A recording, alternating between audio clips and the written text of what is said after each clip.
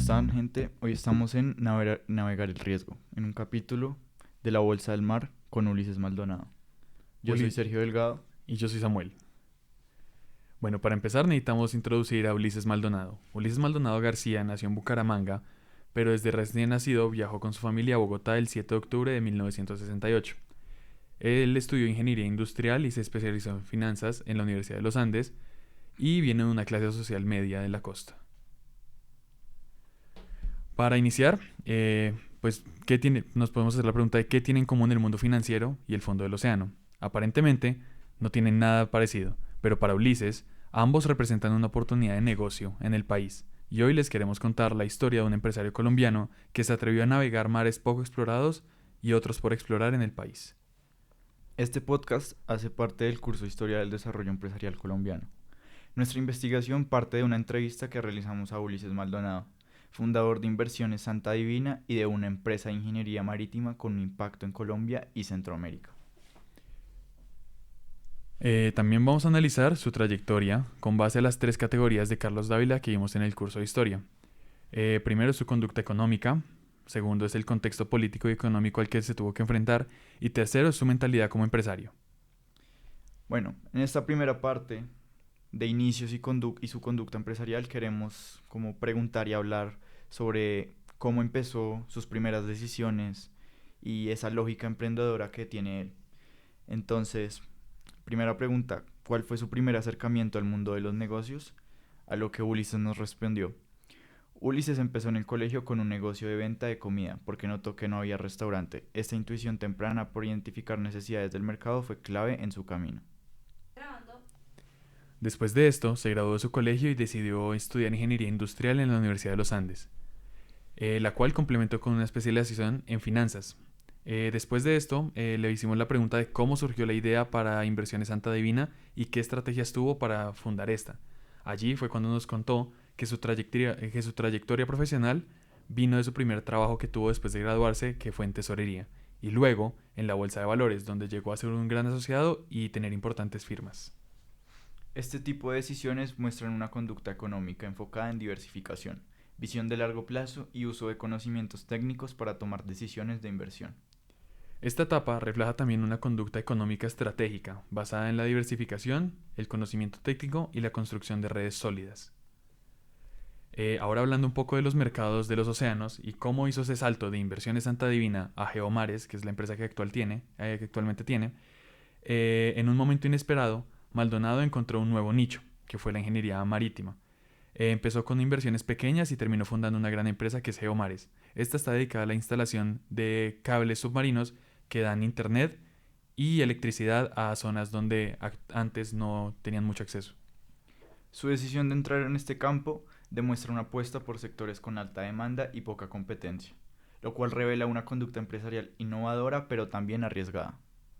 Adicionalmente, este giro muestra su capacidad para leer el entorno, asumir riesgos bien calculados y lanzarse a mercados que no son tradicionales. La instalación de cables marinos en islas de Centroamérica es solo una muestra del gran impacto que esta empresa puede tener en una comunidad. Ahora pues podemos analizar cómo este entorno político favoreció o dificultó la expansión de Ulises. Entonces, nos dijo, durante el gobierno de Álvaro Uribe hubo un ambiente favorable para las inversiones inmobiliarias y bursátiles. Maldonado aprovechó ese contexto para expandir sus negocios. La pregunta específica que le hicimos fue cómo influyó este contexto en sus decisiones. Esto en relación al contexto político y económico cuando fundó Inversiones Santa Divina.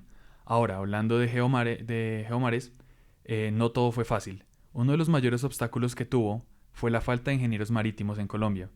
Él mencionó en la entrevista que le hicimos que este es un país donde hay dos océanos y no hay formación de ingeniería marítima. Esto lo vio obligado a tener que contratar gente de fuera, lo cual es mucho más costoso y a veces es mucho más difícil por temas legales y culturales. Este punto conecta con la categoría de Ávila sobre el contexto político y social. No solo es importante la política macro, sino también la capacidad del país para preparar talento humano. Ulises tiene una mentalidad global y usó su conocimiento financiero y su red de contactos para poder operar en mercados internacionales. Explícitamente en la entrevista, él nos dijo, y cito, uno tiene que pensar más allá de Colombia. Centroamérica fue una oportunidad lógica y decidí tomarla. ¿Esto qué muestra? Esto muestra que claramente Ulises es un empresario y no un negociante, porque siempre está buscando nichos de mercado poco explorados para poder explotarlos y tomar riesgos pues bien calculados. Además, su estilo de liderazgo es analítico y abierto al cambio. Según él mismo nos dijo, no teme reinventarse cuando el mercado cambia. Eh, Ahora hablando un poco sobre la reflexión de este trabajo, aunque la trayectoria de Ulises es impresionante, también deja ver las limitaciones estructurales que tiene el país. ¿Cómo es posible que un empresario con visión tenga que suplir vacíos que deban cubrir las universidades, el Estado o otras instituciones que deberían estar abiertas a todo el público? También nos hace pensar qué tipo de empresarios necesita Colombia y qué condiciones estructurales deben cambiar para que más personas como Ulises puedan surgir sin tantos obstáculos. Creemos que su historia aporta nuevas luces sobre el tipo de empresario colombiano que emerge en el siglo XXI. Más capacidad es pues, la fuente de leer y del entorno y pues poder reinventarse teniendo en cuenta los vacíos que él vio. También su conducta económica identificó oportunidades desde joven, fue disciplinado en su preparación profesional y tomó decisiones estratégicas en el sector como fue la bolsa y los bienes raíces y la ingeniería marítima.